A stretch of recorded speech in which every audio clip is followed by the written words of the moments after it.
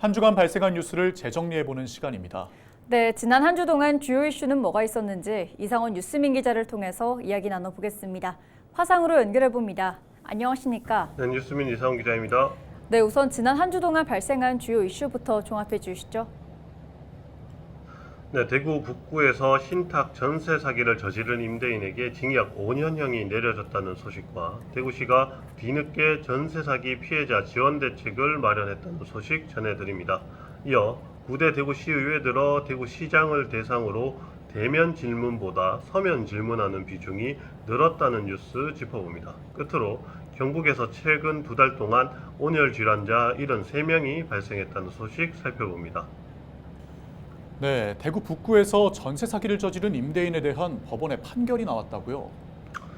네, 보증금 15억 원을 받아 가로챈 40대 임대인에게 징역 5년형이 선고됐습니다. 지난 23일 대구지방법원 형사 1단독 재판부는 사기 혐의로 기소된 A씨에게 사건 범행이 불특정 다수 피해자들을 상대로 상당한 기간에 걸쳐 반복적으로 이루어졌고 피해가 회복되지 않았다며 피고인의 확정적 고의가 있었다기 보기 어려운 점들을 참작했다라고 판결 이유를 밝혔습니다. A씨는 2018년 12월부터 2022년 9월 사이 북구에서 무자본으로 다세대 주택을 지은 후 채무담보를 위해 소유권을 신탁사에 넘긴 후에도 본인이 소유자인 것처럼 속여서 17가구 39명과 임대차 계약을 체결해 15억 5천만 원 가량을 편취한 혐의를 받았습니다. 네, 또 대구시는 뒤늦게 전세 사기 피해자들을 지원하는 대책을 발표했다고 하던데요.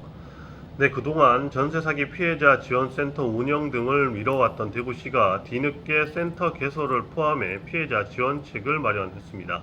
21일 대구시는 전세 사기 종합 대책을 발표하고 전세 사기 특별법에 따라 피해자로 결정된 임차인을 지원할 계획이라고 밝혔습니다. 대구시는 9월 초에 전세 사기 피해자 지원센터를 개소하고 생활안정지원금도 최대 120만 원까지 지급할 계획이라고 밝혔는데요. 다만 관련 예산을 마련하지 않은 채 대책을 발표해서 대구시의회로부터 비판을 받기도 했습니다.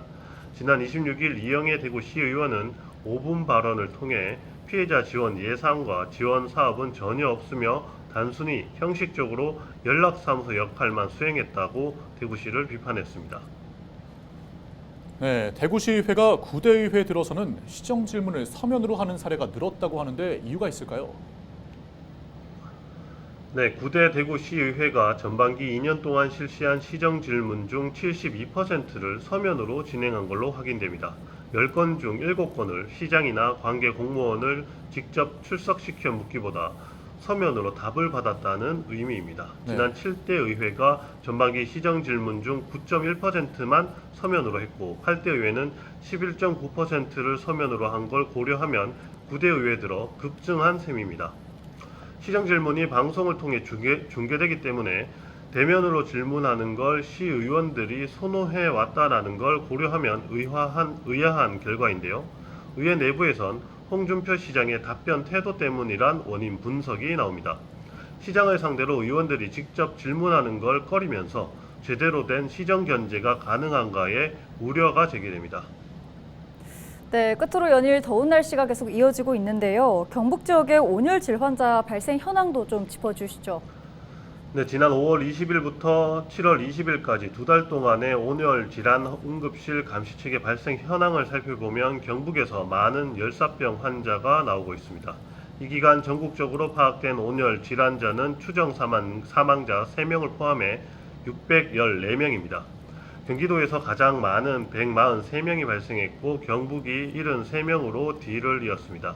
경북에서도 구미와 포항에서 각 15명, 14명이 발생해 많은 비중을 차지했는데요. 지난해 같은 기간 59명이 발생한 것과 비교하면 23.7%가량 더 많이 발생한 것이어서 폭염 대비 건강관리에 주의가 요구됩니다. 특히 과거 발생 현황을 보면 온열 질환자는 주로 7월 말부터 8월 초에 집중적으로 발생해 이번 주 건강 취약계층에 주의가 필요합니다. 네, 오늘 주간 이슈 점검은 여기까지 듣겠습니다. 지금까지 이상원 뉴스민 기자였습니다. 고맙습니다. 네, 감사합니다.